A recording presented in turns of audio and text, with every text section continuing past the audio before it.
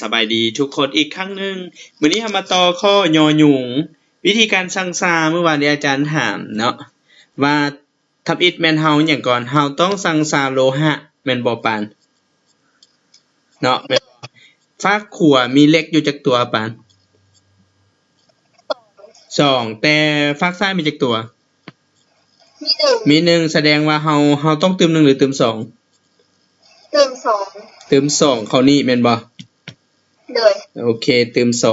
2ในนี้อาจารย์จะเขียนฟักนี้ก็ได้แบบหนึ่งเด้ออาจารย์จะเขียนฟักนี้เลยเพราะว่าให้เบิ่งง่ายขึ้นเนาะตอนนี้เราสามารถเขียนได้เป็นอาจารย์เติม2แม่นบ่ปาน2 Fe ตัวถ้าในกรณีอาจารย์เติม2ปั๊บเนาะถ้าเติม2แบบนี้ออกซิเจนนี่อาจารย์เขียนไว้คือเก่าว่าเราจะคูณเข้าหรือบ่คูณหั่นเดี๋ยวเบิ่งนํกันเนาะตัวนี้อาจารย์เขียนไว้คือเก่าก็คือ Fe ห้อย2 O ห้อย3เนาะแม่นบ่อันนี้แม่นล่ะแต่ว่าออกซิเจนฟักขัวมีจักตัวอันนี้มีจักตัวมี2อ้าวฟักขัวได้ขวา3มี3แต่ฟักซ้ายมีจักตัว2เฮาสิเฮ็ดเอาได้ให้มันเท่ากันอาจารย์เติม3ส่วน2ได้บ่นี้น่ะได้เนาะเติม3ส่วน2ได้แต่อาจารย์บอกว่าอาจารย์บอกว่าเวลาซังซาบ่ให้มีหยังบ่ให้มีเลขส่วนแม่นบ่ปานสิว่าเมื่อวานนี้นะปานแสดงว่าอาจารย์จะต้องคูณหยังเข้าคูณ2เข้าทั้งหมดเลยแม่นบ่2นี้ก็ต้องคูณเข้านี้แล้วก็2คูณเข้านี้แล้วก็2คูณเข้านี้เนาะแม่นบ่ถ้าอาจารย์คูณ2เข้าปั๊บเนาะ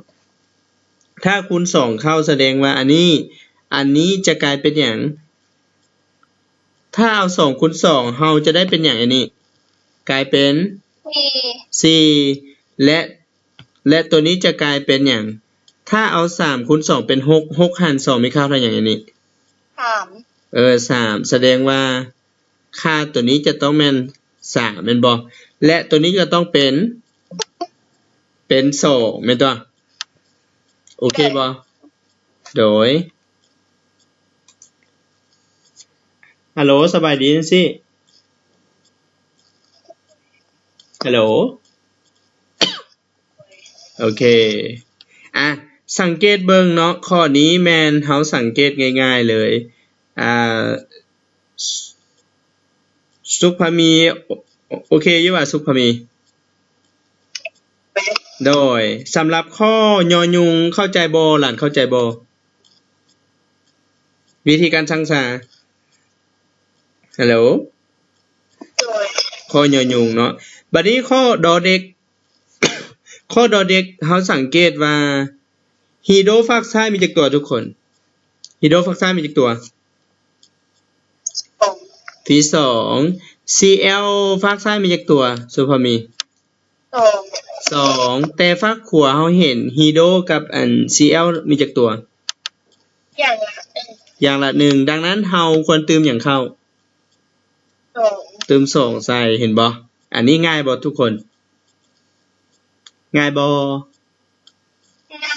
ง่ายเนาะแต่ว่าต้องให้ได้เด้ง่ายแล้วอาจารย์ให้โฮมเวิร์กก็ต้องได้เขียนส่งอาจารย์เนาะหลายคนโฮมไว้บ่ได้เด้เนาะเวลานี้เฮาเห็น Ca ฟักซ้ายฟักขวามันเท่ากันละบ่พวกหลาน Ca นี่เท่ากันละบ่เท่าแล้วแต่ว่า Cl นี่เท่าบ่ฟักซ้ายฟักขวาเท่าบ่บ่เท่าเนาะดังนั้นอาจารย์จะเขียนเป็น Ca บวกให้2หยัง2 HCl แม่นบ่โดยจะได้ผลิตภัณฑ์เป็นหยังได้ผลิตภัณฑ์เป็น Cl CaCl2 บวกให้หยังบวกให้ก๊าซไฮโดรเจนเด้โอเคบ่บัดนี้ต่อมาอาจารย์จะถามเป็นบุคคลเลยเนาะอาจารย์ถามนางสุภามีก่อนสบายดีสุภามี โดยอันฝักซ้ายเฮามีค่าตัว C จักตัว 4คาร์บอนมี C แต่ฝักขวามีอยู่จักตัวนี่ ตัวเดียว ตัวเดียวแสดงว่าเฮาสิเฮ็ดแนวใด เติม4ใส่ ถ้าสมมุติอาจารย์เขียนอาจารย์จะเขียนตัวนี้ก่อนเนาะแล้วเฮาสังสารนำกันเนาะ CH10 แล้วก็บวกให้ O อันนี้มักออกเสียงตลอดเด้อพวกหลานเสียงขั้นแขวงเสียงระดับชาติออกเนาะที่จริงอันนี้เป็นเคมีม.6 เนาะแต่ว่าสมผลการเผาไหม้เฮาเรียนอยู่ม.4 ก็มีแม่นบ่เฮาจะต้องได้ฮู้ทีนี้พวกหลานให้สังเกตตัวนี้ก่อนเมื่อกี้อาจารย์ถามสุภามีว่าตัว C หรือคาร์บอนนี่ฝักซ้ายมี C อะโตมแม่นบ่สุภามีแต่ฝักขวาเฮามี1แสดงเฮาเติมหยังเติม C ซะนี่เนาะเดี๋ยวอาจารย์เติม C หลังจากนั้นฮีโดฝักซ้ายมีจักตัวพวกหลาน10มี10แต่ฝักขวามีอยู่2พวกหลานคิดว่าเอา2คูณหยังออก10 2คูณ5เนาะบัดนี้เฮาเห็นฮีโดบัดนี้อาจารย์ถามนางปานชีวาสบายดีปานชีวาปานโดยเอา4คูณ2มีค่าเท่าหยังปาน8แล้วเอาเลข8มาบวก5ออกหยัง13เป็น13เนาะอก4ฝักขวา13ฝักซ้ายมีอยู่2เอา2คูณหยังเป็น13ปานเฮาก็เขียนเป็น13ส่วนหยัง13ส่วน2 13ส่วน2หรือว่า6จุดหยัง6.5 เนาะแต่อาจารย์บอกว่าจังได๋ชื่อบอกเมื่อกี้นะถ้าเป็นเลขส่วนเฮาต้องคูณหยังเข้าเมื่อเห็น2นี้คูณหยังเข้าคูณ2เข้าทั้งหมดเลยแม่นบ่โอเคอันนี้คูณ2เข้านะอาจารย์จะคูณ2เข้าเนาะอันนี้ลืบก่อนแป๊บนึงตัวนี้ลืบก่อนเนาะเมื่อกี้อันนี้คูณ2เข้าแสดงกลายเป็น10เป็นบ่แม่นน่ะแม่นหรือบ่แม่นอันนี้คูณ2เข้ากลายเป็น8อันนี้กลายเป็น13อันนี้กลายเป็น2เห็นบ่โอเคบ่ทุกคนได้บ่ฮะได้ยินหน่อยนึงบ่อันนี้นะอันนี้เมื่อกี้อาจารย์สังสาเป็นแบบนี้แม่นบ่อันนี้แม่นบ่และอาจารย์จะต้องคูณถ้าเป็นเลข2อยู่นี้แสดงว่าเฮาต้องการคัด2คือหลานจะต้องคูณ2เข้าทั้งหมดนี่อันนี้นี่นะแล้ว2นี่ก็ต้องคูณเข้า5นี้2คูณเข้า4ตัวเด้แบบนี้นะฉะนั้นอาจารย์จึงได้สูตรตัวนี้มานะอาจารย์จึงได้ตัวนี้เป็น2หยังCH10 เป็นบ่นะตัวนี้เอา2คูณ13เป็น26 26หาร2มีค่าเท่า13ตัวอันนี้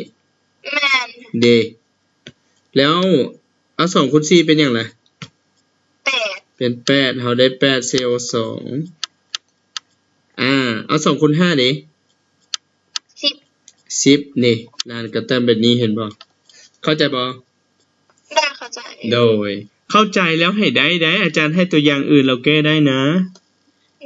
โดยนางสุภามีกับนางปานศิวาได้บ่ปานได้โดยแต่อาจารย์พยายามอยากให้พวกหลานเก็บจากบ้านทรงอาจารย์เนาะบ่ถึกบ่เป็นหยังแต่ต้องเก้ทรงเนาะผิดบ่เป็นหยังแต่อาจารย์จะเบิ่งวิธีการเขียนเวลานี้พวกหลานมาสังเกตง่ายๆตัวนี้นะ CA นี่มันมีค่าเท่ากันแล้วเนาะทุกคนเนาะแม่นบ่ CA นั่นบ่แม่นหรือบ่แม่น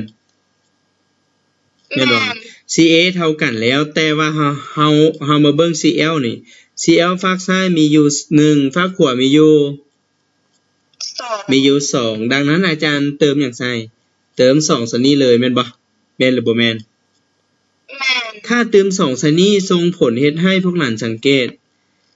ฮีโดอยู่นี้2คูณ1เป็นหยังฮะ2เป็น2แล้วเอา2บวก2เป็นหยัง4ฝักนี้มีอยู่2แสดงคูณหยังเข้าคูณ2เข้าได้จบเห็นบ่ทอทงแม่นบ่ โอเคบ่ โดย โดยมีหยังถามบ่ บ่ทันมี บ่ทันมีเข้าใจบ่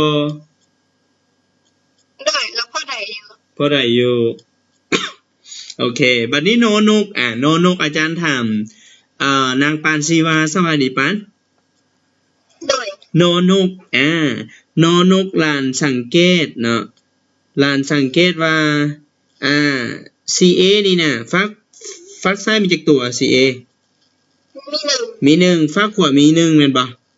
โดย เท่ากันแล้วแม่นบ่ โดย บัดนี้ตัว C นี่น่ะกักบอลฟักซ้ายมี2ฟักขวา2เท่ากันแล้วเนาะ โดย โอเคบัดนี้ฮีโดเฮาเห็น2บวก2เป็นหยัง 4 4แต่ฟักนี้มี2เอา2ขึ้นอย่างเป็น4 คูณ โอเคเดี๋ยวจบง่ายบ่ 2โดย สามนี้หวานเจี๊ยบเนาะบัดนี้นางเพชรพลอยนินสวัสดีเพชรโดย ลอยหลานสังซาโบเบ้หายจานบัดนี้เวลานี้เราสังเกตโลหะนาตี้นี้ห้อยนาตี้มีอยู่หยังมีอยู่2แม่นบ่ โดย แต่ฟักขวดมีอยู่จักตัว 1 แสดงว่าเขาเติมอย่างใส่ เติม เติม2ใส่ 2ใส่ทั้งหน้า ใส่นี่วะ ใส่รวม ใส่ลุม ใส่ทั้งหน้าใส่ทั้งหน้า ใส่ทางหน้าอาจารย์ถามล็อกซื่อๆโอเคบัดนี้ต่อมาถ้าเติม2สันนี้ส่งผลเฮ็ดให้ CA เป็นอย่างนี้ขออภัย CL เท่าหยัง เท่า 2 เท่า2ฟักซ้ายมีจักตัว มี 1 มี1เติม 2 เติม2จบเห็นบ่ง่ายบ่ โดยบัดนี้นางสุภามี โดยข้อปอปลาหลานคิดอะไรจังได ปอปลาเขาสังเกตง่ายๆเลยเด้อปอปลาเขาสังเกตฮีโดฟักซ้ายฟักขวามีอยู่เท่าไหร่ ฟักซ้าย มีจักตัว มีอยู่4ฟักขวาเด้ มี 3 มี3เฮ็ดแล้วได้มันเท่ากันฮะ เอาโลฟักเอาตัวโลฟักตัวมันเล็ก โดย ใส่3 โดย แล้วเอาเริ่มขวาใส่ เอาใส่หยังฮะ ขวาใส่4 ใส่4เนาะในความเป็นจริงแล้วพวกหลานเก๊ง่ายๆเลยถ้าสมมุติว่าที่เฮาบ่จื้อหั่นน่ะแล้วพวกหลานเติมตัวนี้อาจารย์เติม2ได้บ่ฮัลโหล ได้ เติม2อันนี้อาจารย์ก็เติม2ปั๊บเนาะเติม2ปั๊บเฮ็ดให้หยังเฮ็ดให้ออกซีฟักซ้ายมีจักตัวพวกหลาน2คูณ2เป็นหยัง 4แล้วตัวนี้นะตัวนี้เอา2คูณ3เป็นหยัง6ในนี้ตัวนี้มันตัวเดียวเนาะวิธีการสังเกตเด้อตัวนี้เป็นตัวเดียวแสดงว่า2คูณ2เป็น4 4บวก1เป็นหยังนี่นะเป็น5แล้วเอา5บวกหยังเป็น6พวกหลาน บวก 1 แต่อันนี้มันมี2เฮาเติม1ส่วน2แม่นบ่แม่นหรือบ่แม่นโดยแต่อาจารย์บอกว่าถ้ามันมีเลขส่วนเป็นเลขส่วนแสดงว่าต้องคูณหยังเข้าคูณ2เข้าดังนั้นอาจารย์จึงได้เป็นหยังเป็น4แม่นบ่พวกหลานแม่นบ่แม่นหรือบ่แม่น แม่น เป็น4หยัง CFE FE ห้อย2แม่นบ่แล้วบวกให้หยังบวกให้ออกซีซื่อๆแม่นบ่เฮาคูณ2เข้านี่แม่นบ่แม่นบ่ โดย แล้วก็บวกให้2หยัง2โมเลกุลน้ำพออาจารย์คูณ2เข้าและเราจะได้ผลิตภัณฑ์เป็นหยังสุภามีได้เป็น C ของเลข3ไฮดรอกซิดแม่นบ่สุภามีแม่นบ่ฮัลโหลแม่นบ่โดยโอเคเนาะนางปันชีวาเข้าใจบ่ตัวนี้ปานโดยเข้าใจตัวนี้มักออกเสียงเด้อข้อปอปานะพวกนั้นปอปามาออกเสียงนักเรียนเก่งเนาะนักเรียนอาจารย์สั่งสารแล้วได้มันบ่เท่ากันแม่นบ่ แต่ถ้าจื้อแล้วก็แล้วบ่เป็นหยังแต่ว่าอาจารย์บ่อยากให้พวกหลานจื้อถ้าพวกหลานเรียนจื้อน่ะเดี๋ยวพวกหลานก็ลืมแม่นตัวเนาะแม่นบ่อันนี้ ได้ จื้อจักหน่อยไปเรียนบทเรียนใหม่อะไรวะหนูไม่จำแล้วค่ะแม่นบ่ หนูไม่จำแล้วค่ะโอเคบัดนี้ต่อมาพวกหลานสังเกตเป็นก้อนอาจารย์บอกว่าเป็นก้อนแม่นบ่ต่อไปนางปานชีวาสบายดีปาน โดย ตัวนี้นะอันนี้เป็นก้อนหนึ่งมันมีจักตัวนี่นะ สอง 2แต่ฝั่งซ้ายมีอยู่1แม่นบ่แสดงว่าเฮาเติมหยังเฮาเติม2แม่นบ่เติม2ซะนี้เลยเติม2ซะนี้หลังจากเติม2ใส่ก็ครบแล้วเห็นบ่ง่ายเกินเนาะแม่นบ่เคบ่สุภามีได้เนาะสุข โดย บัดนี้ต่อมาอาจารย์บอกว่าหยังตัวนี้เคเฮาเห็น2ฝั่งนี้มี1เติมหยังนี่เติม2เลยแล้วก็จบนะบัดนี้ต่อมาเพชรพลอยนิน โดย โดยข้อพอภูสร้างสารอย่างก่อนเพชรสร้างสารอย่างก่อนพอภูนะ ไม่จะออกล่ะ โดยมาเยซิออมฝั่งนี้มีหยัง มีสาม แต่ฝั่งซ้ายมีหยัง มีหนึ่ง เติมหยัง เต็มสาม โอเคเติม3พระตึงแท้อันนี้3เนาะหลังจากนั้นเฮาเห็นอันนี้เป็นก้อนหนึงแม่นบ่พวกหลานแม่นบ่ โดย อันนี้มี2ก้อนตัวแม่นบ่ แม่ แต่อันนี้เสือกมีก้อนเดียวเฮาเฮ็ดได้ เต็มสอง เติม2ห้อยนี่หว่า ใช้ทั้งหนา ใครแน่ นึกว่าไปห้อยเล็กให้สะดอกบัดนี้เฮาเห็นเฮาเห็นฮีโร่เป็นอย่างนี้ฮีโร่2คูณ3เป็นหยัง หก 6ฝั่งนี้มี2เติมหยัง เต็มสาม เติม3จบเนาะเป็นจังไดเข้าใจอยู่บ่ โดย เข้าใจแล้วอาจารย์ให้เขียนได้บ่ตัวได้สุภามีฮัลโหลสุข โดย โดยอาจารย์เอิ้นหลานอีกแล้ว เนาะสุขเนาะต่อมาสำหรับข้อนี้ให้อาจารย์จะบ่ให้สุภามีเนาะให้ผู้ซื้อตุกตาเลยฮัลโหลสบายดีสบายดี ฮัลโหลโดยสบาย โดยอยู่บ่ไปไสแล้ว อยู่ อันนี้เฮาสังสารหยังก่อน จังซาผ่านก่อน สังสารทองก่อน แต่ทองนี้มันเท่ากันละนี่ โดย โดยสังสารหยังต่อบ่นี่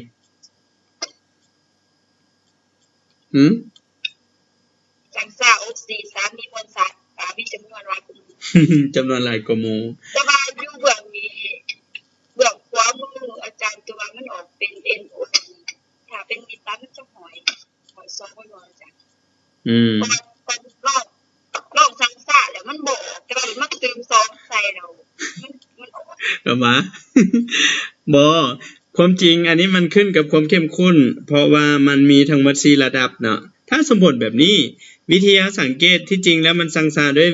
เคมีเนาะแต่ว่าลักษณะแบบนี้เฮาเติม2เข้านี้เลยเติม2เข้านี้เลยเติม2เข้านี้เลยแล้วเฮ็ดให้นีโตรเซนเป็นหยังนีโตรเซนฝั่งขวามีจักตัวนี่น่ะ 2 เป็น 4 โอเคเป็น4แสดงอันนี้เติม4เนาะ เลย อันนี้เติมหยังเติม2แม่นบ่โอเคเฮามากวดเบิ่งว่าออกซิเจนเท่าบ่ในนี้เอา3คูณ4มีค่าเท่าใดสุภามีสุขเอา3คูณ4ออกหยัง12เอา2คูณเอา3คูณ2ออกหยัง6ถ้าเอา6มาบวก2ออกหยัง8แต่อันนี้เป็น10แม่นบ่บ่เท่าแม่นบ่ฮัลโหลบ่เท่าเฮาเห็นนี้3 2 6เนาะ 326บวกนี้เป็น10บ่เท่าซะเฮามีวิธีแก้อีกก็คือใช้ค่า ON เลยเนาะรูปแบบตัวนี้ส่วนหลายนักเรียนจะจื้อเอาเนาะนอกจากไปคิดไล่ค่าเคมีเด้อตัวนี้ค่าเคมีอาจารย์บอกว่าเวลาคิดไล่ค่าเคมีนี่ตัวเส้นค่าเคมีเท่าหยังพวกหลานหาเท่าหาตัวบ่แม่นน่ะอันนี้แม่นลบหยังลบ2แม่นบ่พวกหลานแม่นน่ะแม่นหรือบ่แม่นแม่นลบ2คูณ3เป็นหยังลบ6แม่นบ่แม่นน่ะด้วยลบ6บวก1เท่าหยังเหลือลบ5แม่นบ่พวกหลานด้วยโอเคลบ5กับหยังเป็น0บวก5โอเคอันนี้เป็นบวก5อาจารย์เป็นหยังคือเป็นจังซี่แม่นบ่พวกหลานแม่นบ่แม่นน่ะด้วยวิธีการคิดไล่คือฮีโดพวกหลานมีค่าเท่า1แม่นบ่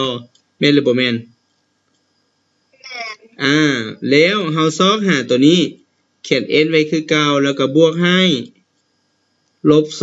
2ค่าเคมีของออกซินะมันห้อย3พวกหลานทั้งหมดเท่า0ดังนั้นอาจารย์จะได้1บวกหยัง1บวก n แล้วลบให้หยังพวกหลาน2คูณ3เป็นหยังสุภามีลบ6เป็นบ่โดยลบ6บวก1เท่าหยังพวกหลานลบ5เป็นบ่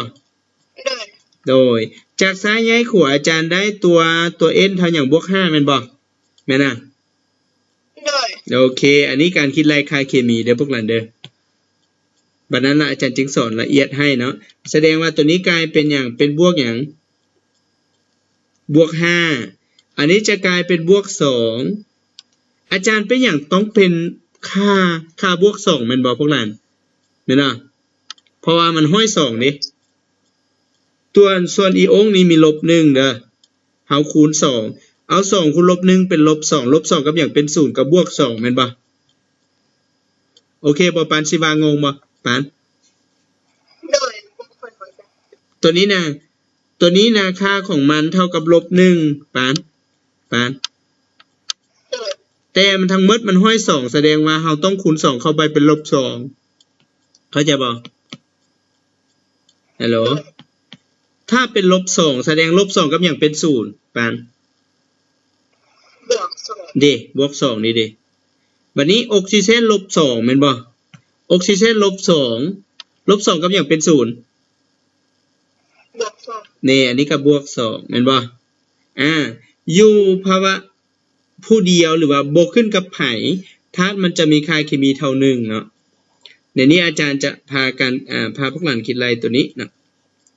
เวลานี้อันนี้มันคำถามพิเศษเด้อตัวนี้เด้อมันยากๆหน่อยนึงเด้อ อาจารย์องค์คำคือสอนยากแท้เนาะไอ้นี้เนาะไอ้นี้บ่ก็บ่ยากจักหน่อยเฮาก็ได้เรียนคือเก่าเวลาพวกหลานไปแข่งระดับชาติอาจารย์ต้องได้สอนนะตัวนี้เวลานี้ให้พวกหลานสังเกตแต่ตัวเปลี่ยนเห็นบ่พวกหลานสังเกตอาจารย์เขียนนี่บ่ฮัลโหลโดยแป๊บนึงนะตัวนี้เนาะพวกหลานสังเกตเห็นบ่ว่าระหว่าง0กับ2นี่มันเพิ่มค่ามันเพิ่มขึ้นหรือลดลงพวกหลานจาก0เป็น2เพิ่มหรือมันเพิ่มหรือลดมันเพิ่มจากตัวเพิ่ม2โอเคเพิ่นจะเขียนเป็น2อิเล็กตรอนหรือ2 e เนาะบัดนี้จาก5ไปเป็น2มันลดหรือเพิ่มลดจากตัวลด3โอเคเวลานี้อาจารย์ถามพวกหลานระหว่าง2กับ3เฮาคูณหยังให้มีค่าเท่า6 2คูณ3 3คูณ2โอเคอันนี้คูณ3อันนี้คูณ2แม่นบ่ดังนั้นตัวนี้2นี่นะเวลาคูณแสดงว่าเฮาต้องเอามาเติมนี่พวกหลานดิเอามาเติมใส่นี้เข้าใจดิเข้าใจบ่โดยอาจารย์จึงใช้ตัวนี้เป็นเลข2นี่นะสุภามีแล้ว เวลาที่อาจารย์คูณ3เข้าแสดงว่าตัวนี้ต้องเติมหยังเติม3อันนี้ก็เติม3เห็นบ่ถ้าเติม3ปั๊บอาจารย์เฮ็ดให้นีโตรเจนฟักขวดมาจากตัวพวกนั้น2คูณ3เป็นหยัง3คูณ2เป็นหยัง6บวก2เป็นหยังเป็น8ฟักซ้ายมีจากตัวนี่นะ1แสดงเติมหยังเติม8โอเคไอ้เติม8แล้วไปเติม4เนาะ บัดนี้ฮีโดรเจนฟักซ้ายมีจากตัวพวกนั้นจริงล้อ1ล้อ8ฟักขวดมีจากตัว2เอา2คูณหยังเป็น8โอเคง่ายเกินเนาะแม่นบ่เห็นน่ะแม่นหรือบ่แม่นในหนึ่งถ้าพวกหลานเห็นแบบนี้พวกหลานก็เอาตัวนี้มาเกิดปริญญาอันยกตัวอย่างอันนี้เขียนคือเก่าเลยเนาะถ้าในกรณีนี้เขาเจ้าเขียนคือเก่านี่พวกนั้นตัวอย่างเนาะตัวอย่างก็คิดไรคือเก่าแม่นบ่แม่นหรือบ่แม่นลักษณะคือกันแม่นบ่แม่นน่ะแล้วก็เติม3เติม8เติม3เติม2เติม4เป็นตัวง่ายเห็นบ่ง่ายบ่อ้าวเพราะว่ามันคือกันเด้บ่แม่นน่ะโอเคเนาะเกี่ยวกับการเขียนสมผลมีแต่ข้อ for ไฟเนาะที่ค่อนข้างยากหน่อยนึงแม่นบ่โดยบัดนั้นละอาจารย์จะสอนละเอียดให้พวกหลานก็ฮู้แบบแล้วเป็นจังได๋มีหยังถามบ่ถ้าบ่มีถามแล้วกดยกโป้ยืนยันเดี๋ยวอาจารย์จะเข้าตัวใหม่เนาะแป๊บนึงเฮามาต่อเลยพวกหลานตัวนี้นะพวกหลานจะได้เรียนเนาะคืออาจารย์จะสอนให้พวกหลานมีอยู่10บทเนาะมีอยู่10บทเกินไปบทที่1ที่2ที่3ตัวนี้แม่นสรุปหลักสูตรให้ครบแล้วเนาะแต่ว่าคำถามมันจะยากหน่อยนึงนะคำถามท้ายบทอาจารย์จะพาคิดไล่เนาะก็คือหัวข้อแต่ละอันแล้วก็ตามหน้าเลยอันนี้หมายถึงเป็นปึ้มเลยนะเนาะแต่บทที่1เนี่ยอาจารย์สอนแล้วเนาะบทที่1อาจารย์ได้แนะนำไปแล้วมันบ่พวกหลานจื้อบ่ตัวนี้นะจื้อบ่ฮัลโหลจื้อบ่อาจารย์สอนแล้วตัวแม่นบ่อันนั้นสอนให้อาจารย์สอนใหม่ตัวอันหาส่วนหอยมันเข้ามาบ่ทันนะส่วนห้อยคือเก่าเนาะบัดนั้นฮอดบทอันวิเคราะห์อีกบัดนึงก่อนเนาะมีแต่หลานเบิ่งวิดีโอคืนไผยังบ่ทันได้เข้ากลุ่มวิดีโอคืนมีบ่ฮัลโหลตัววิดีโออยู่กลุ่ม Facebook หั่นน่ะพวกหลานสามารถเข้าไปเบิ่งอยู่ในกลุ่มได้เนาะหลังจากนั้นถามอาจารย์เพราะอันนี้อาจารย์สอนให้แล้วหั่นนะหลังจากนั้นอาจารย์จึงอธิบายคืนเมื่อฮอดหัวข้อมันอีกใหม่เนาะเฮามาเข้าบทที่2เลยบทที่1ว่าถึงสูตรเคมีบทที่2ว่าถึงสมผลเคมีพวกหลานที่จริงสมผลเคมีอาจารย์ก็ได้อธิบายมื้อนั้นคร่าวๆแล้วเนาะแม่นบ่ไอ้นี่สมผลเคมีแม่นการก่อให้เกิดเนาะก็เอิ้นว่าเป็นการแทนเพื่อให้เกิดผลิตภัณฑ์ที่อาจารย์เว้ามันมีธาตุตั้งต้นมีปัจจัยหรือเงื่อนไขและผลิตภัณฑ์แม่นตัวแม่นหรือบ่แม่นโดยในนี้อันนี้ความหมายเนาะความหมายนี้ให้นางแอนนี่อ่านให้หมู่ฟังความหมายของสมผลเคมีอันนี้ก็ข้อที่1อาจารย์โดยสมผลเคมีหมายถึงกลุ่มของสูตรเคมีที่เขียนขึ้นโดยมีการพัวพันซึ่งกันและกันเพื่ออธิบายหรือแทนการเปลี่ยนแปลงทางเคมีปฏิกิริยาเคมีในอัตราส่วนต่ำสุดของจำนวนโมลของธาตุเหล่านั้นโอเคคืออาจารย์บอกว่าสมผลเคมีเฮาเข้าใจง่ายๆก็คือสมผลเคมีแม่นขบวนการที่ก่อให้เกิดธาตุผลิตภัณฑ์ก็ได้ให้เข้าใจง่ายๆก็คือตัวอย่าง A บวกให้ B นะตัวอย่างอาจารย์ยกตัวอย่างอันนี้คนโสดแม่นบ่แม่นหน่อยนี่ตัวอย่างอันนี้คนรออันนี้ผู้บ่าวรออันนี้ผู้หญิงงามแล้วมาเจอกันแล้วแบบเป็นอย่างเจ้าคือรอแท้สิแล้วก็เป็นแฟนกันเขาเอิ้นว่าแบบนี้เห็นบ่ ก็เอิ้นว่าปฏิกิริยาที่ก่อให้เกิดผลิตภัณฑ์เห็นบ่เกินไปแม่นบ่อันนี้แม่นคนรอเนาะอาจเป็นผู้บ่าวจีนผู้บ่าวเวียดก็ได้รออันนี้ก็ผู้หญิงงามนางเอกตัวอย่างแล้วเขาเจ้ามักกันแล้วก็เป็นแฟนกันเห็นบ่แบบนี้เลยอันนี้เขาเอิ้นว่าปฏิกิริยาเข้าใจบ่โดยนางปานชีวาเข้าใจบ่ปานโดยแสดงว่าเฮามาเบิ่งวิธีการเขียนที่อาจารย์เว้าถึงองค์ประกอบก็คือวิธีการเขียนสมผลเคมีเนาะก็วิธีการเขียนสมผลเคมีให้นางปานชีวาอ่านสู่หมู่ฟังเบิ่งปานโดยในการเขียนสมผลเคมีให้เขียนธาตุที่เขาห่วงปฏิกิริยาหรือคือเอิ้นว่าธาตุตั้งต้นอยู่เบื้องซ้ายและธาตุที่เกิดขึ้นใหม่หรือเอิ้นว่าธาตุผลิตภัณฑ์อยู่เบื้องขวาแล้วใส่เครื่องหมายโดยเครื่องหมายที่เป็นลูกศรแม่นบ่โดยไว้อยู่ระหว่างธาตุตั้งต้นและธาตุผลิตภัณฑ์โอเคยกตัวอย่างคือ อาจารย์บอกว่าธาตุตั้งต้นต้องอยู่เบื้องซ้ายแม่นหรือบ่แม่นอันนี้เขาเอิ้นธาตุตั้งต้นแม่นบ่อันนี้แม่นบ่แล้วเบื้องขวาเขาเอิ้นว่าหยังธาตุผลิตภัณฑ์โอเคซึ่งภาษาอังกฤษภาคใต้เขาเอิ้นว่าเป็นตัว R มาจากคำว่า Extends ภาคขวาเขาเอิ้นว่า products เนาะเขาเจ้าจะเขียนย่อแบบนี้ก็คือตัว R กับตัว P แบบนี้ก็ได้นะ P มาจากคำว่า product ก็คือผลิตภัณฑ์ R มาจากคำว่า Extend แปลว่าธาตุตั้งต้นเนาะเขาจะเขียนแบบนี้ก็ได้แต่ว่าส่วนหลายหลักสูตรลาวเฮาจะบ่ค่อยเว้าเนาะโอเคให้พวกหลานเข้าใจว่าปฏิกิริยาหรือว่าสมผลเคมีหมายถึงกลุ่มของสูตรที่เขียนขึ้นโดยการพัวพันซึ่งกันและกันหรือว่าง่ายๆว่าแม่นขบวนการที่ก่อให้เกิดธาตุผลิตภัณฑ์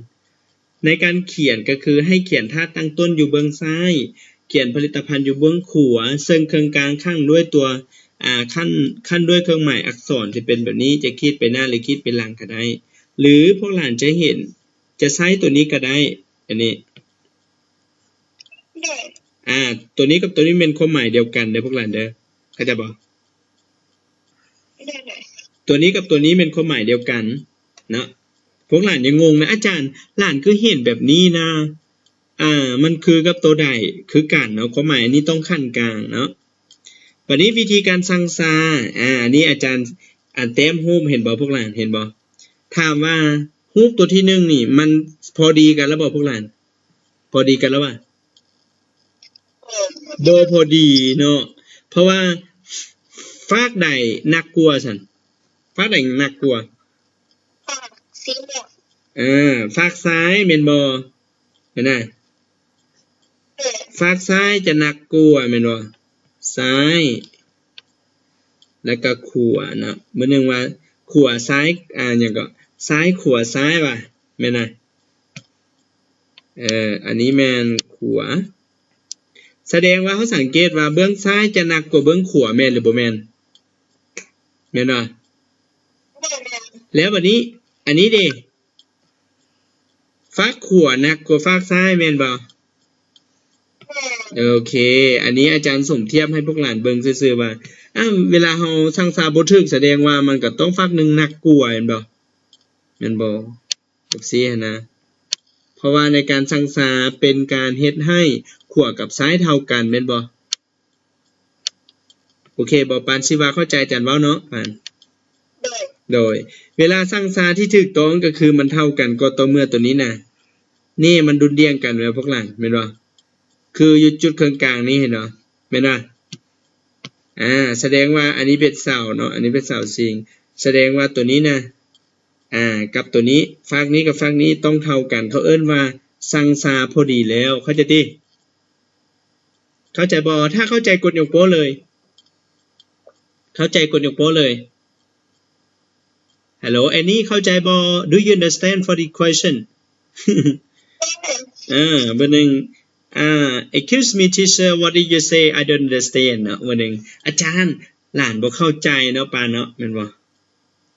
โอเคอันนี้ทฤษฎีอาจารย์ก็ได้อธิบายแบบง่ายๆให้เนาะสังเกตเป็นหยังคือว่าสังเกต พวกหลานสังเกตเบิ่งว่าฝากนี้น่ะเฮาเห็น CuO แม่นบ่แต่อันนี้มันจะมี O 2ตัวแสดงว่าเฮ็ดให้มวลสารของมันหนักกว่ามันจึงเงยมาฝักซ้ายแม่นบ่หนักฝักซ้ายบัดนี้กรณีเฮาเติม2เฮ็ดให้มวลสารฝักขวาหนักกว่าฝักซ้ายแต่ถ้าในกรณีเฮาเติมล่ะเติมเห็นบ่อันนี้2อันนี้2อันนี้2คือการแสดงว่ามันเท่ากันเฮ็ดให้สังสาแล้วอันนี้ความหมายของการสังสาแสดงว่าการสังสาหมายถึงการเฮ็ดให้ธาตุเบื้องซ้ายกับธาตุเบื้องขวาต้องฮัลโหลต้องหยังเท่ากันหรือเขาบอกว่าปริมาณของธาตุตั้งต้นกับปริมาณของธาตุผลิตภัณฑ์ต้องหยังต้องเท่ากันดุลเดี่ยงหรือว่าเท่ากันเนาะในนี้สรุปหลักการของการเขียนสมผลเคมีก็คือ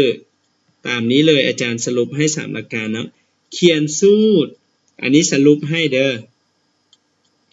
ให้พวกหลานเข้าใจง่ายๆก็คือธาตุปฏิพันธ์อาจารย์ธาตุปฏิพันธ์หมายถึงอย่างทุกคนฮู้บ่ธาตุปฏิพันธ์พวกหลานห้ามงงเลยก็คือธาตุตั้งต้นนั่นแหละคำเว้าอีกอย่างนึงเขาเอิ้นว่าธาตุปฏิพันธ์โอเคบ่เอิ้นธาตุตั้งต้นเนาะธาตุผลิตภัณฑ์หรือว่าธาตุอยู่เบื้องขวาเขาเอิ้นว่าธาตุผลิตภัณฑ์ธาตุที่อยู่เบื้องขวาบัดนี้สร้างสมผลด้วยตัวเลขในที่นี้ก็คือเลขทางหน้าของธาตุก็เอิ้นเลขสัมประสิทธิ์เข้าใจดีเลขที่อยู่ทางหน้าเลขทางหน้าของธาตุเลขทางหน้าธาตุมูลหรือว่าทางหน้าธาตุเคมีเพิ่นเอิ้นว่าเลขสัมประสิทธิ์โอเคบ่สุภมีเข้าใจเนาะโอเคอยู่ทางหน้าแต่ละสูตรนะเฮ็ดแล้วได้ให้จำนวนอะตอมของแต่ละนั้นเท่ากันสุดท้ายเขียนสมผลสมบูรณ์เขียนลูกศรเนาะหรือเครื่องหมายตัวนี้ก็ได้ใส่และก็สั่งสายถูกต้องบัดนี้เฮาจะมาเว้าถึงตัวนี้พวกหลานก็ให้ฮู้แต่ว่าอาจารย์ส่งไฟล์ลงกลุ่มแล้วเนาะสามารถเบิ่งมาได้อาจารย์ก็สิสอนไปแล้วก็ดัดแปลงจุดใดที่บ่เหมาะสมหรือว่ามันยากเกินไปอาจารย์ก็ตัดออกเนาะง่ายเกินไปก็ตัดออกคือกันต้องให้มันเหมาะสมในนี้พวกหลานเรียนอยู่ม.4 เพิ่นจะเว้าถึงว่าสมผล11ก็คือสมผลเคมี11น่ะมันจะต้องสามารถบอกให้เฮาฮู้ได้ดังนี้ก็คือจำนวนโมลโมเลกุลโมลอะโตมมวลสารและปริมาตรอาจารย์คำว่านี้ให้พวกหลานฮู้ว่าในสมผล11เวลาเฮาสังสาแล้วหั่นน่ะอันนี้เวลาเฮาสังสาแล้วอันนี้ได้ยินเสียงบ่เวลาเฮาสังสาแล้วเฮาสามารถฮู้ได้ก็คือมูลโมเลกุลหมายถึงเลขทางหน้าเขาเอิ้นว่าเลขสัมประสิทธิ์เข้าใจติอันนี้เข้าใจเลขทางหน้าอันนี้ให้พวกหลานจือเด้อเวลาไปเสี่ยงคันเมืองเพิ่นจะถามนะเลขทางหน้าบ่มีหยังก็คือมีเลข1เข้าใจติพวกหลานโอเคบ่ปานสิว่าเข้าใจจันเว้าบ่ปานทางหน้าบ่มีหยังหมายถึงมีเลข1บัดนี้มูลโมเลกุลของอาซิดก็คือมี2เห็นบ่ตัวนี้บ่มีหยังก็คือเลข1เห็นบ่ตัวนี้บ่มีหยังก็เลข1คือกันในที่นี้โมลอะโตมเนาะโมลอะโตมหมายถึงพวกหลานให้เข้าใจง่ายๆโมลอะโตมหมายความว่าไมเยซิออมเป็นธาตุตัวเดียวเขาเอิ้นว่าเป็นสัญลักษณ์ตัวเดียวก็คือไมเยแสดงว่าในนี้พวกหลานเอาเลขสัมประสิทธิ์คูณให้มาเย่1ตัว1คูณ1ออกหยังโอเค1คูณ1ออก1ถ้า1คูณ1ออก2แล้วอาจารย์เจ็บหัวเลยเนาะแม่นบ่อันนี้ โอเคบัดนี้ในกรณีนี้เป็นหยังออก4ฮีโด1ตัวบวกให้ Cl นี่น่ะ1บวก1เป็นหยัง2ถ้าเอา2คูณ2เป็นหยัง4นี่โมลอะโตมจะเป็น4บัดนี้ตัวนี้เขาเห็น Cl นี่มันมี2บวกมาเย่2บวก1เป็นหยัง3แล้วเอา3คูณ1เป็น นี่ง่ายปะโอเคเอาถ้าง่ายแล้วอาจารย์ถามอันนี้ ถ้าสมมุติอาจารย์มีตัวนี้อยู่ลานคิดว่าโมลอะตอมของตัวนี้เท่าไหร่ตอบเท่า4เป็นอย่างเท่า4คือกันตัวนี้2บวก1เป็นอย่าง3คูณ2เป็นอย่างนี่ลานคือตอบ4บ่ลืมหลานสังเกตแล้วตอบเลยบัดนี้อันฮีโดของเฮา2คูณ1ออกหยัง2คูณ1ก็ออก2เห็นบ่แบบนี้เลยเนาะบัดนี้มวลสารมาเยซิออมก็คือมวลสารอะตอมของมันแม่นบ่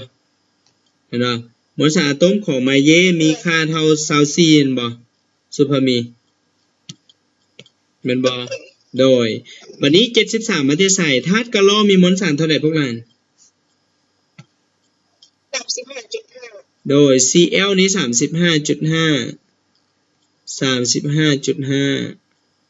ฮีโดมีค่าเท่าใดนางปานสิว่าปานฮีโดมวลสารเท่าไหร่1เอา1มาบวกให้ 35.5 มีค่าเท่าใดปานโอเค 36.5 คูณ2ออกหยังฮะ73โอเค73เนาะสาเหตุ73มาจากตัวนี้เด้อปานเข้าใจดีนี่บัดนี้95มาแต่ไสก็คือมาเยสิออมวลสารเท่าไหร่มาเยเท่าไหร่มาเย24นะส่วนกะโล35.5 คูณ2ออกหยัง71บวกให้24ออกหยัง95โอเคจังได๋ง่ายบ่อันนี้ง่ายเกินเนาะ โอเคอาจารย์เขียนแบบนี้พวกหลานบ่ลายตาดิฮะบ่ลายตาก็โหดอยู่แม่นบ่ที่จริงหนังสืออาจารย์จะโหดไงแต่ว่าอาจารย์พยายามเขียนละเอียดให้พวกหลานเพราะว่าพวกหลานยังน้อยอยู่บ่นึงเห็นหนังสืออาจารย์อาจารย์คือแบบห่างพญานาคแท้แม่นบ่เหมือนอันนี้บ่ได้เด้เฮ็ดห่างพญานาคเนาะโอเคอาจารย์เป็นอย่างอาจารย์คือจำตัวนี้ปริมาตรจะมีเฉพาะที่เป็นก๊าซเท่านั้นเด้อปานสิว่าปานเฉพาะก๊าซเท่านั้นก็คือมันมี G ก็คือเป็นปริมาตรของก๊าซเนาะส่วนตัวอื่นที่เป็นของแข็งกับธาตุละลายจะบ่มีปริมาตรอาจารย์จึงจำตัวนี้อยู่เนาะโอเคมีแต่ว่าอาจารย์จะให้เวียกบ้านพวกหลานไปเขียนสมผลมื้อนี้เฮาเรียนเกี่ยวกับสมผลแม่นตะแม่นหรือบ่แม่นโดยพวกหลานเขียนสมผลตัวนี้เนาะที่จริงสมผลตัวนี้อาจารย์พาเขียนแล้วแม่นตัวแม่นหรือบ่แม่นแม่นบ่คุ้นอยู่ว่ะฮัลโหลคุ้นอยู่บ่บ่ปานใดเฮาเรียนแล้ว อันนี้อาจารย์เขียนพาเขียนละตัว และพวกหลานก็เอาตัวนี้เนาะสมผล1ๆเฮาสามารถฮู้ได้จากตัวนี้นะฮู้อยู่4ตัวแม่นบ่พวกหลานมวลโมเลกุลมวลอะโตมมวลสารและก็ปริมาตรให้พวกหลานไปเขียนคำถามข้อ1กับข้อ2ตัวอย่างตัวนี้เฮาฮู้หยังแน่มวลอะตอมของตัวนี้มวลอะตอมของเหล็กเท่าหยังมวลอะตอมของเหล็กมีค่าเท่าหยังตอบสุภามีมวลอะตอมของเหล็กเท่าหยังก็เท่า4ตัวแม่นบ่แม่นหรือบ่แม่นโดยมวลอะตอมของออกซิเท่าหยัง6ป้าตึงแท้มวลอะตอมของออกซิเหล็ก3ทั้งหมดเท่าหยังสุภามีเท่าหยังฮัลโหลฮะอันนี้ก็12ไม่หยัง12เอา2มาบวก3ออกหยังซั่น10โอเค อันนี้ฝากเป็นเรียกบ้าน2ข้อนะข้อที่1กับข้อที่2เอกสารแม่นอาจารย์ส่งอยู่กลุ่มแล้วแม่นบ่แม่นตัวโอเคแล้วพวกหลานเบิ่งวิดีโอผู้ใดยังบ่เข้ากลุ่มแล้วเบิ่งวิดีโอคืนตั้งใจเรียนได้เนาะเพชรพลอยนินสุภามีปานศิวาเนาะแล้วก็เอกสุดาพรให้ผู้หลานตั้งใจได้เดือน6แล้วจะมีหมู่เข้ามาหลายคนอยู่เนาะตอนนี้เขาเจ้าเกียมเสียงนำพวกหลานอาจจะเกียมเสียงแต่ว่าพวกหลานต้องแบ่งเวลาเรียนช่วงนี้ต้องรักษาสุขภาพบ่นอนดึกตั้งใจวางแผนเด้อพวกหลานตั้งใจได้เรียนลิ้นบ่ได้อาจารย์ให้ได้เคบ่สุภามีเคบ่อันนี้คือการปานชีวาคือกันพอดีปานชีวาบ่ค่อยสบายให้หลานพักผ่อนแล้วก็กินยาแล้วก็มันออกกำลังกายเด้อปานเด้อปานยืดเส้นยืดสายหลานบ่ต้องนอนดึกโทรศัพท์ก็ปิดไว้เดี๋ยวแล้วก็นอนแล้วก็หลานก็เริ่มต้นจากที่อาจารย์มื้ออื่นเนาะอาจารย์จะฝากปึ้มให้เนาะแล้วก็ฝากปึ้มให้ผู้ที่สมัครเรียนอาจารย์จะฝากปึ้มให้ฟรีเนาะแต่ว่าเป็นปึ้มแบบประยุกต์แล้วมันจะแม่นสั่งรวมเนื้อหาที่เป็นพื้นฐานให้พวกหลานได้ค้นคว้าได้อ่านและก็ไฟล์ตัวนี้มันอาจารย์ส่งแล้วพวกหลานไปอ่านเบิ่งว่ายังข้อใด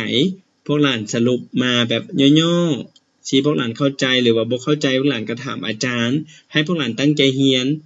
บ่แม่นว่าเรียนอาจารย์หงคำอาจารย์หงคำใจดีแล้วน่ะบ่ตั้งใจบ่ได้แต่นี่เขาจะบอกกรณีที่2ถ้าพวกหลานบ่สบายหรือพวกหลานมีเวียกทางครอบครัวด่วนพวกหลานต้องแชทหาอาจารย์ส่วนตัวเพราะว่าอาจารย์ติดตามพวกหลานเด้ตัวที่3ก็คือพวกหลานเวลาอาจารย์ให้เวียกบ้านพวกหลานต้องมีความรับผิดชอบพวกหลานต้องแก้และส่งอาจารย์บ่ให้ปะไว้บ่ให้อาจารย์ถามว่าเวียกบ้านหลานแล้วบ่อันนั้นมันบ่ควรเด้อพวกหลานต้องฝึกแก้ผิดถูกบ่เป็นหยังแก้มาโลดตามความเข้าใจและอาจารย์ขึ้นห้องสอนแล้วอาจารย์ก็แนะนำยังจุดนี้เด้อหลานยังบ่ถูกหลานควรปรับตัวนี้แล้วหลานจะเรียนได้ไวขึ้นเข้าใจบ่อาจารย์เว้าเข้าใจบ่พวกหลานเข้าใจบ่โดยฉะนั้นพวกหลานถ้าจะมาซิงระดับชาตินะเจ้าที่1ของแข่งนะพวกหลานต้องตั้งใจอาจารย์พร้อมแล้วที่จะซัพพอร์ตพวกหลานทุกคนโอเคสำหรับวันนี้ขอลาไปก่อนแล้วพบกันใหม่สบายดีบ๊ายบายโดยบ๊ายบาย